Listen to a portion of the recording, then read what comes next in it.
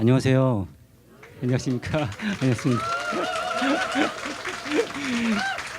두렵고 떨리는 마음을 또 이렇게 함께 해주셔서 너무 감사합니다. 저보다 인격이 훌륭하신 분들도 많은데 앞에서 이렇게 서서 말씀을 전한다는 게 한 며칠을 설사를 하고 그랬더니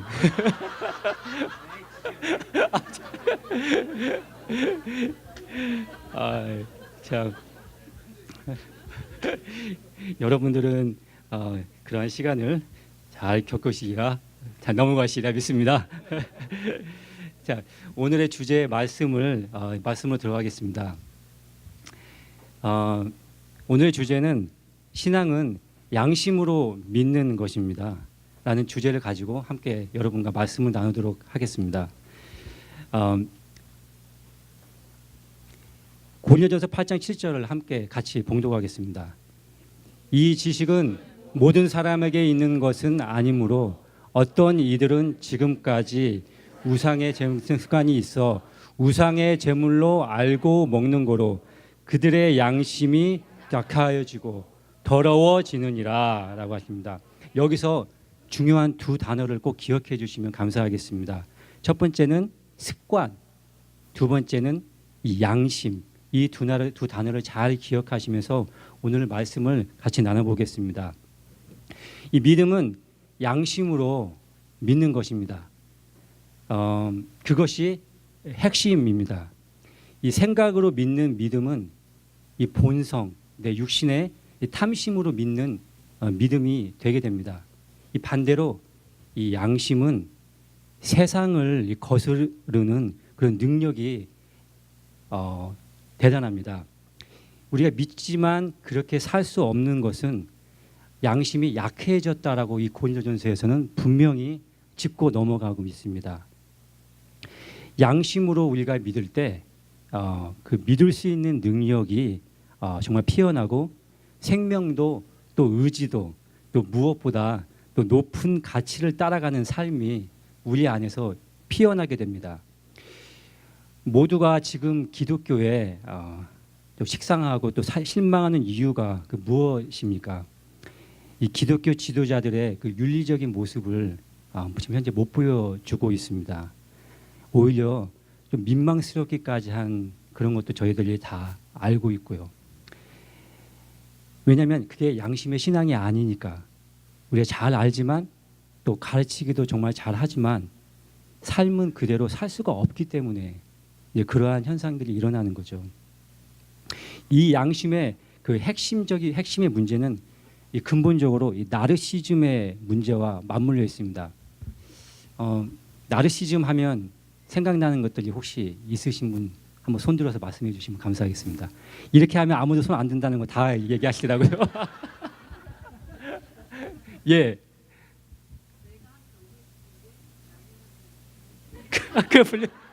그 이학근 성도님이 잘 쓰시는 거죠. 예, 맞습니다. 또 있으십니까?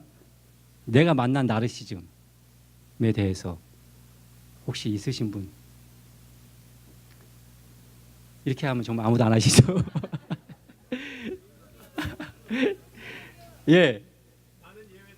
나는 예외다. 예, 맞습니다. 나는 예외다입니다. 나는 예외다. 맞습니다. 생각으로만 믿는 신앙은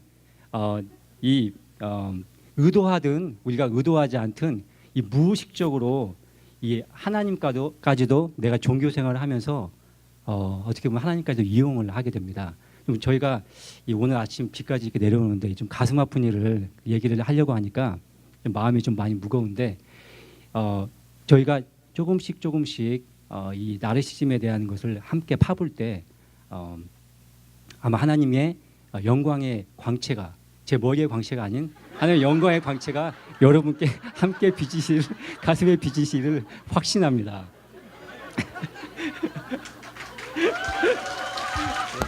자, 우리의 예배와 사역 또 뭐 찬양과 봉사 사역들이 지금 때로는 무의식 중에 어떤 사람에게 인정받기 위한 어떤 그러한 종교 생활로 많이 전락되어져 있는 그런 것이 현재 기독교의 큰 문제가입니다.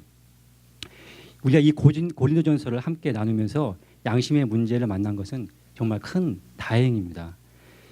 이 양심에 대해서 이제 더 자세하게 한번 들여다보겠습니다. 양심은 그 히브리 말로 슈나이데시스, 자각, 습관이라는 그런 의미를 가지고 있습니다. 이 단어의 의미가 백과사전에 보면 선악을 판단하고 선을 명령하며 악을 물리치는 도덕 의식이라고 그렇게 명제하고 있습니다. 그러니까 양심의 가책이나 양심에 부끄럽지 않다고 말하듯이 자기가 행하거나 그 행하가 되는 일, 특히 어떤 나쁜 행위를 비판하고 반성하는 그러한 의식을 이 양심이라고 분명히 규명하고 있습니다. 그러니까 악을 물리치는 도덕 의식이 바로 양심이라고 그렇게 하고 있습니다. 우리에게 큰 오해가 있었죠. 왜냐하면 양심은 변하지 않는 줄로 저희들은 대부분 알고 있습니다. 그런데 양심이 약하고 더러워지는 것을 우리가 너무 잘 알죠. 저 같은 경우는 뉴욕으로 출퇴근을 하게 됩니다. 시간이 급박해서 출근 시간에 늦지 않으려고 긴 조지 워싱턴 브리지 같은 경우는 자주 막히기 때문에 거기에 긴 줄이 이렇게 있으면 먼저 3차선으로 쭉 앞을까지 가서 그 바로 옆에 딱 끼게 됩니다. 그러한 모습을 내가 나를 바라봤을 때 저는 정당한 이유가 있습니다. 왜냐? 출근길에 늦으면 안 되거든요. 빨리 가야 되거든요. 나는 예외니까 나는 그러한 것이 나에게 정당한 이유가 되어서 그러한 일도 서슴없이 그냥 자행하게 됩니다. 그러나 그것이 조금씩 계속 이루어지게 되면 우리의 양심이 조금씩 더러워지게 된다고 성경은 말씀하십니다. 대부분 살인 강도 또 뭐 자기가 나쁜 짓 해놓고 자기에겐 정당한 이유가 있고 자기는 다 괜찮고 그러한 모든 일들이 바로 그런 양심이 더러워진 하나의 증거가 됩니다. 그리고 또 양심이 약해지고 또 더러워지는 이유는 자기의 진심이 그게 아니어도 외부와 타협을 하게 되면 대부분 그렇습니다. 분위기가 그러니까 또 사람들이 저렇게 얘기하니까 다수가 이러니까 거기에 그냥 같이 휩쓸려 가버립니다. 내 양심의 주권을 세우지 않고 그냥 같이 흘려가는 것이 그러다 보면은 자기의 양심도 같이 약해지게 됩니다. 고린도 교회의 문제는 무엇이었습니까? 무엇보다도 여러분도 잘 알다시피 고기 또 우상 숭배의 제물로 바친 그 시장에 먹는 그 고기를 강한 사람들은 마음대로 먹는데 괜찮아. 다들 먹는데 뭐 나만 유난 떨지 마. 생각은 자동적으로 그렇게 같이 흐르게 됩니다. 다른 사람들도 다 같이 고기 먹는데 나는 어때? 그렇게 하게 됩니다. 그러나 높은 인격은 내가 높은 사람, 나보다도 더 인격이 훌륭한 사람 앞에 서게 되면 말과 행동도 조심하게 됩니다. 그런 것처럼 인격은 높은 곳으로 흘러가게 됩니다. 양심이 강해야 우리가 믿음을 살 수가 있는데 그러면 그 양심의 힘이 그 길러지는 것은 우리가 무익한 종의 삶을 살 수 있는 것까지 같이 연결이 되어 있습니다.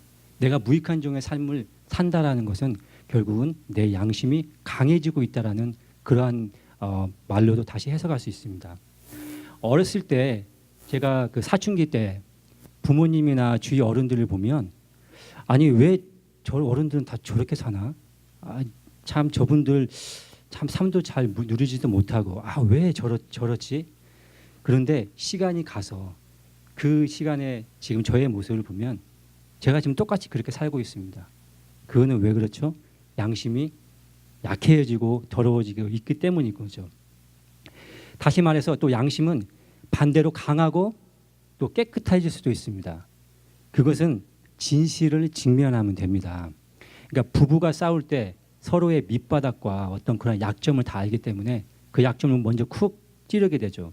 그런데 그것은 와이프가 남편이 아내에게 보는 그 약점을 가슴 아프지만 그 아픔을 연약함을 가지고 서로 얘기를 하고 그 부분이 아프더라도 나의 이런 부분이 잘못됐어. 내 생각에 좀 악했어.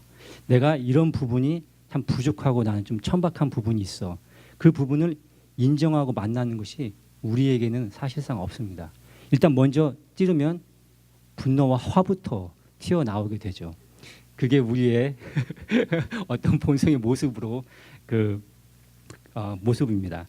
그렇지만 그 안에 더 들여다보면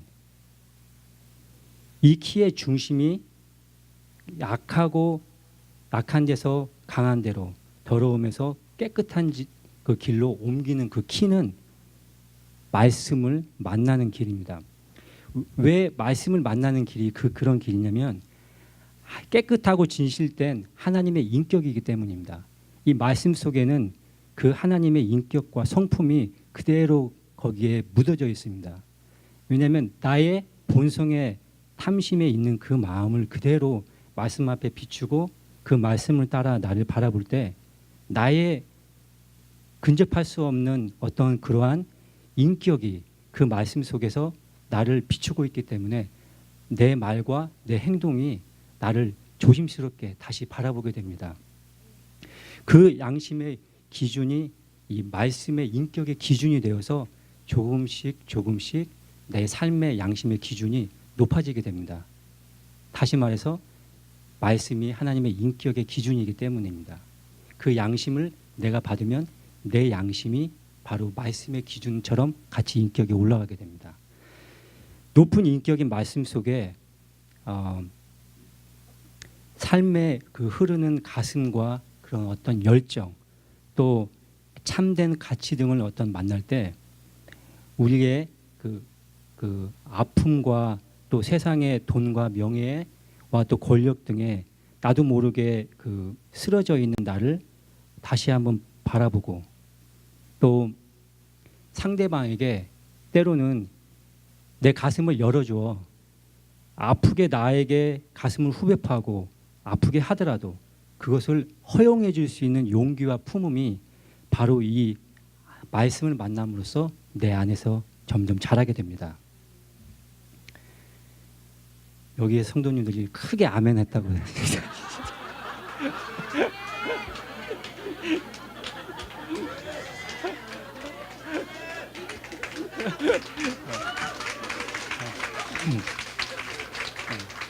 그리고 그 말씀을 만나기 위해서는 자, 다시 한번 더 우리의 이 성경적 멘탈리티가 먼저 흐르고 있어야 됩니다. 그 젊은 그 연령대로 대부분 다 그 생각이 다 다르신데 젊으신 분들은 이제 갓 아이 낳고 그러면 유모차를 나는 유로피안 유모차야, 나는 독일제 유모차야. 그것 따라 서로 구분하게 됩니다. 그 다음에 그 나이가 조금씩 들어가에 따라 어떤 분들은 자기 집, 자기 차, 아니면 어떤 그 캠핑을 아이들을 정말 비싼 데를 보냈어. 뭐 그런 것들. 또 연세가 더 드신 분들은 우리 자녀들이 캠프 죄송합니다. 그리고 우리 자녀가 또 대학에 어느 대학에 갔어. 또 어느 직장에 해서 야 얼마만큼 벌어와서 나한테 용돈 얼마 주더라. 그런 게 우리들의 이제 그 자랑이 되게 됩니다. 물론 그건 좋습니다. 함께 잘 되고 이렇게 한다는 건 너무 감사하죠. 그렇지만 때로는 그것 속에 있다 보면 나도 모르게 가십을 하게 되고 판단하게 되고 또 비교하게 되고, 그러다 보면 의식이 조금씩 내가 너보다 낫다라는 그런 생각으로 서로를 이렇게 구분하고 단절하게 되는 그런 성향이 있는 것 같습니다. 그래서 서로 있는 그대로의 모습을 인정해 준다는 것은 참 그것도 하나님의 주신 복된 그런 말씀을 만나는 그 은혜의 하는 중요한 포인트 중에 하나인 것 같습니다. 오늘 우린 사도 바울이 양심의 강해진 모습을 9장 18절에서 만날 수 있습니다. 내 상이 무엇이냐? 내가 복음 전할 때 값없이 전하고 복음으로 말미암아 내게 있는 권리를 다 쓰지 않는 이것이로다 라고 합니다. 양심이 강해진 것은 자기 권리를 쓰지 않는 것이다. 설사 내가 좋은 일 했어. 정말 옳은 일도 했어. 그리고 옳은 일 하고 좋은 일 한 건 정말 당연한 거야. 내 그걸 가지고 자랑 삼고 대가를 받으려 한다면 그건 하나님의 창조한 나의 그 아름다운 모습을 피워내는 게 아니지. 그건 당연한 거야. 그걸 가지고 상 달라고 하면 말이 안 되지. 그렇게 사도 바울은 내 상은 그런 상이 아니라 9장 16절에 부득불 저번에 한번 말씀을 나누셨죠. 부득불. 복음을 전할 수밖에 없다. 복음을 전할지라도 나는 자랑할 것이 없다. 그것이 나의 소명이다.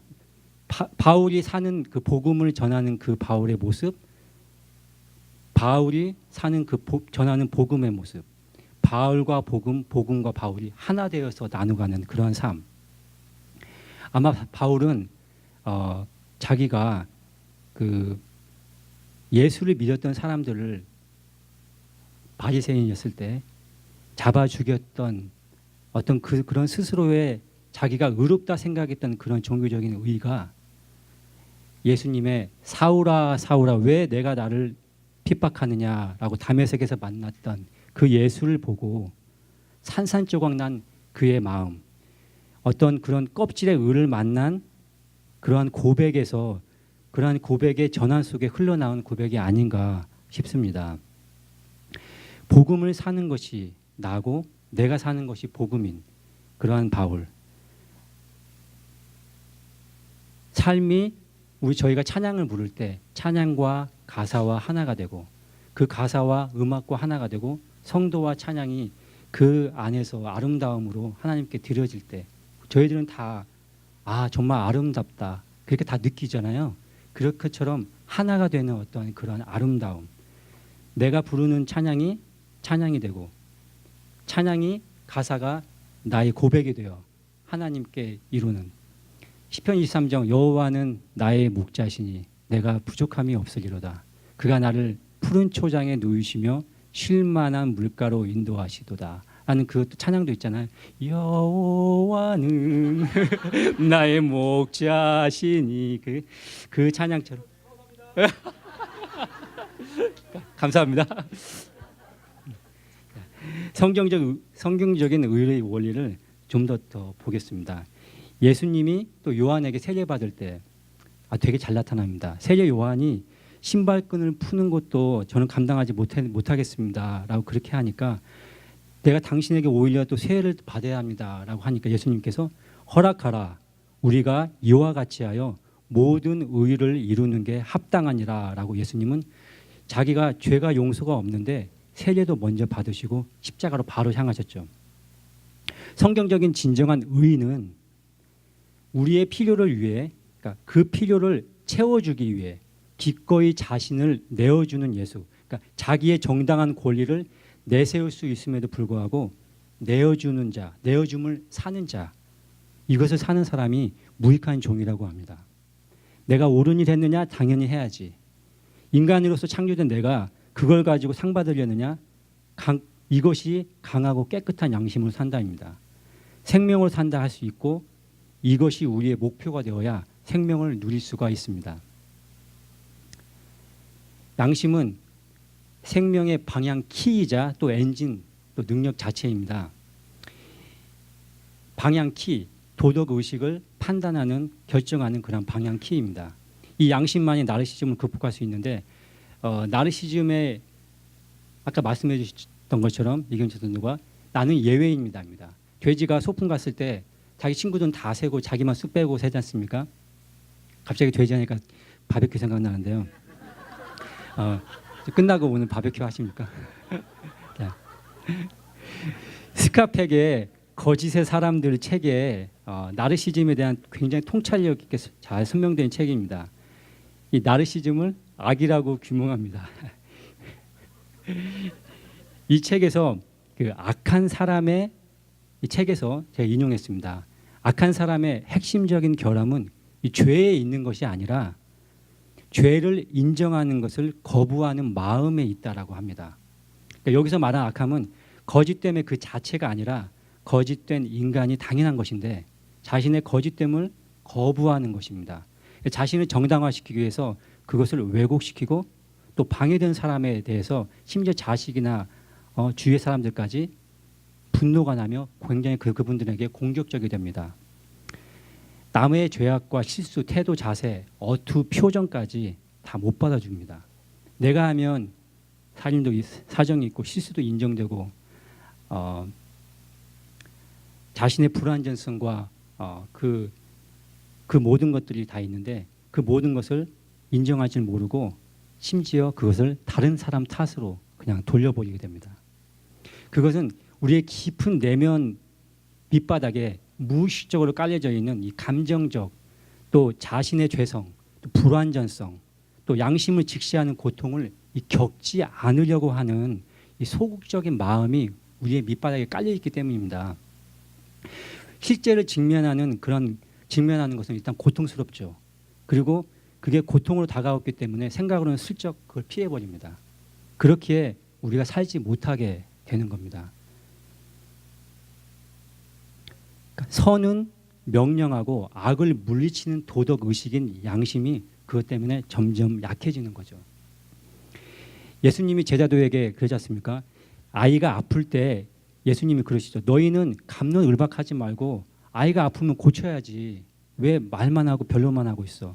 그게 오늘 기독교, 대중 기독교의 비극적인 모습입니다. 아시다시피 교회가 크면 저 교회는 뭔가 잘하고 있어. 문제가 없이 참 대단해. 그리고 교회가 작으면 뭔가 문제가 있는 것 같아. 누가 뭐라 안 해도 우리는 다 무의식적으로 그렇게 그냥 판단해 버립니다. 이 무의식적으로 항상 자기가 정당하고 나의 아프지만 실제를 직면하지 못하는 것이 그게 무기력한 신앙의 나르시즘입니다. 이 거짓의 사람들의 책의 한 그 구절을 같이 나눠봅니다.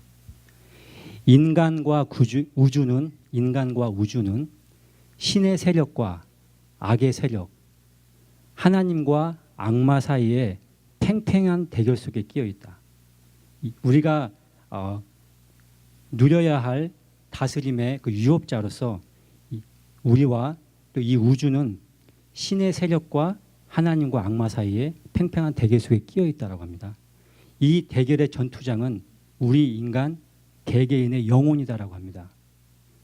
인생의 의미는 전적으로 이 전투에 달려 있다.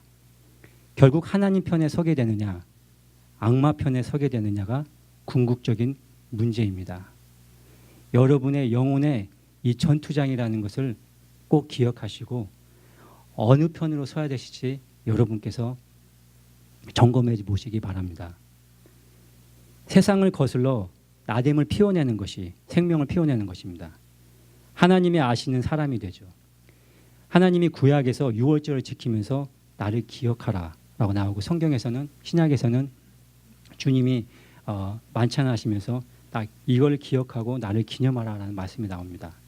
고린도전서 8장 3절에 같이 한번 볼까요? 같이 한번 읽으실까요? 누구든지 하나님을 사랑하면 하나님도 그 사람을 아시느니라. 아멘. 하나님도 그 사람을 아신다고 했습니다. 또 갈라디아에서도 너희가 하나님을 알 뿐 아니라 하나님의 아신 바 되었거늘 내 양심이 하나님을 기쁘게 따르면 사람이 아는 게 아니라 하나님이 아신 바 되었다고 합니다. 마태복음 7장 23절에 너희가 귀신을 쫓고 병 고치고 선지자 노릇 다 했어. 그러나 내가 너희를 도무지 알지 못한다. 불법을 행하는 자들아 내게서 떠나가라라고 예수님은 말씀하십니다. 말씀을 정리합니다. 세상을 거스리는 양심의 길은 우리에게는 코이노니아입니다.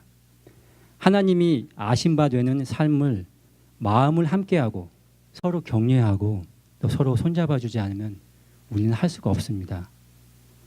나 혼자 깨끗이 사는 것이 아니고 또 그렇게 살 수도 없습니다.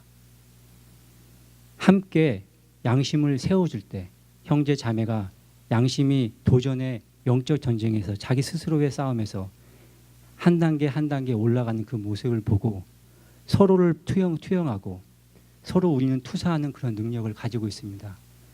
자신도 모르게 양심이 깨끗해지고 서로 함께 비춰주며 함께 그 길을 걸어갈 수가 있습니다. 실제의 말씀을 그건 같이 바라보고 같은 방향으로 우리가 서로 격려하며 가는 길입니다.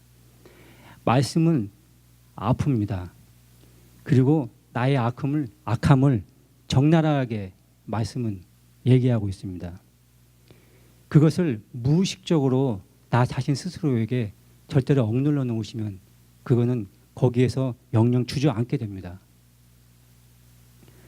나의 모든 것이 은혜로 받았다는 것, 그것을 실제로 만나고 그것이 나에게 주어지신 마지막 양심의 길이라고 하루하루 그것을 쌓아 나가게 된다면 여러분들은 빚진 자의 심령으로 살게 됩니다. 아버지의 심령처럼 to give, 나눠줄 수 있고 줄 수 있고 to share, 나눠줄 수 있는 그 자리로 나아가게 됩니다. 말씀을 마무리합니다. 사도행전 20장 35절에 사도 바울이 3년 동안 사역했던 에베소 교회에서 마지막으로 헤어지면서 하는 말씀이 다 같이 한번 읽어보겠습니다. 범사에 여러분에게 모본을 보여준 것과 같이 수고하여 약한 사람들을 돕고 또 주 예수께서 친히 말씀하신 바 주는 것이 받는 것보다 복이 있다 하심을 기억하여야 할지니라. 아멘. 주는 사람은 생명이 자라가게 됩니다. 그치만 받는 사람은 그 당시 상황만 일시적으로 도움받는 것밖에 없습니다. 우리가 함께 모든 일 가운데 이러한 마음으로 양심의 기준을 말씀 위에 세워 하나님의 선하고 합력하여 선하고 모든 것을 함께 이루실 선하심을 신뢰하고 우리가 조금씩 나아갈 때 만나게 되는 하나님의 역사는 우리 안에 충만할 것입니다. 니체는 Sail your boat to uncharted sea. 미지의 세계로 너의 배를 띄워라. 너의 삶을 미지의 세계로 보내라. 그렇게 얘기하십니다. 양심이 강함을 말미암아 나의 악함을 직면할 수 있고 또 그 악함까지 품을 수 있는 그 능력이 솟아나고 함께 말씀 안에 깨어져서 하나가 되어 서로 격려하고 또 기도하고 코이노니아하고 그렇게 하나님께 빚진 자 되어 안전함을 떠나 말씀을 선택하는 담대한 선택을 할 수 있는 그러한 우리가 될 것입니다. 우리가 보는 이 사실은 관점에 따라 그 주관적인 성향에 따라 다 다르게 해석합니다. 소경이 코끼리 앞다리만 만져보고 코끼리는 거칠거칠해 이렇게 생겼다라고 그냥 판정하고 그냥 확정해 버립니다. 그러나 세상은 하나님의 유업은 하나님의 우주는 하나님의 나는 전혀 그렇지가 않습니다. 내 안에 숨겨져 있는 그 생명의 권세 또 생명의 존재 그 존재의 느낌이 우리에게 다 있습니다. 여러분에게 아이가 아플 때 아이에게 그 마음이 가듯이 형제가 아플 때 형제의 마음을 우리도 모르게 거기에 쓸어가듯이 주위의 사람이 힘들고 아플 때 죽어갈 때 주위의 아픔을 볼 때 그거는 내가 나의 현재의 실존을 지금 만나고 있는 것입니다. 그 죽음 앞에서 나의 끝 앞에서는 내가 그동안 살아왔던 것이 다 환각이었구나라는 것을 너무 늦게 발견하시면 안 되십니다. 우리가 이틀 동안 어제와 오늘의 말씀 가운데 계속 흐르는 이 본질을 만나는 말씀은 늦기 전에 끝나기 전에 생명의 본질인 하나님의 유업자임을 우리가 다 알고 그 안의 유업을 같이 코이노니아로 두렵고 떨리지만 하나님의 허무까지 세상의 허무까지 모든 걸 다 품으시는 하나님을 의뢰하여 이스라엘 백성이 광야로 나아갔듯이 매 순간 시간마다 하나님의 존재를 느끼고 선하시게 인도하심을 신뢰하면서 나아가는 삶으로 이 생명을 사는 사람들 이 나르시즘을 넘어서 생명의 하나됨을 누리는 사람들이 되실 것입니다. 이 시간 함께 나눔의 시간을 갖겠습니다. 야오 끝났어요. 나르시즘 일상생활 속에 감사합니다.